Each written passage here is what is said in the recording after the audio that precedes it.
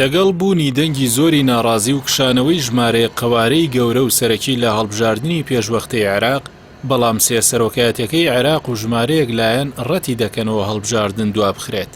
لە سەربانگەشتی موستەفا کازمی سەرۆکوەزیرانی عێراق بە ئامادەبوونی هەر سێ سەرۆکایەتی وەزیران و پەرلەمان و سەرۆک کۆمار، کۆبوونەوەیکی بەرفراوان لەگەڵ ژمارەیەک لە بەرپرسانی قەوارە و نوێنەری پارت و لایەنە سیاسیەکانی عێراق بەڕێوەچوو.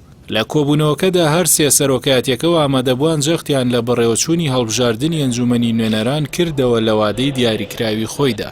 بە پێی زانیاریەکانی ناو کۆبوونەوەکە ئامادەبووان داوایان کردووە حکومەت سەرجەم ڕێکارەمنیەکانی بەڕێوەچوونی هەڵبژاردن بگرێتە بەر، پشتیوانی تەواویش پێشکەش با کۆمیسیۆنی باڵای هەڵبژاردن بکات بۆ بەڕێوەبردنی هەڵبژاردنێکی پاک و بێگەرد لە پێناو سەرخستنی پرۆسەکەدا.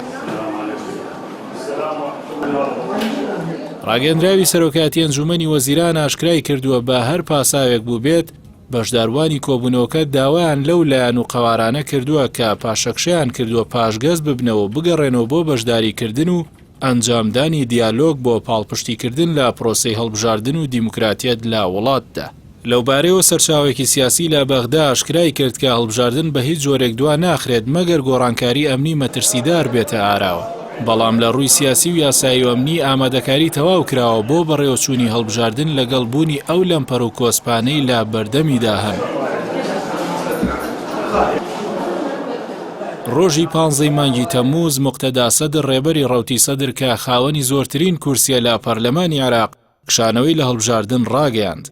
پاشان حیزبی شووعی عێراقیش کشایەوە و لە دوای ئەوانیش ڕۆژی 27 تەمووز قەوارەی مینبەری عێراقی با سەرۆکایەتی ئایاد عەلایی و بەرەی دیالۆگی نیشتیمانی با سەرۆکایەتی ساڵح موتڵاق پاشەکشەی خۆیان لە هەڵبژاردنەکان ڕاگەیاند. ئەوانەوەیان ڕاگەیاند کە کەشێکی ئارام و لەبار نییە تا هەڵبژاردننی پێشوەختە بەڕێوە بچێت بەهۆی خراپی ڕەوشی ئەمنی و بوونی چەک لە دەرەوەی دەسەڵاتی دەوڵەت و یاسا.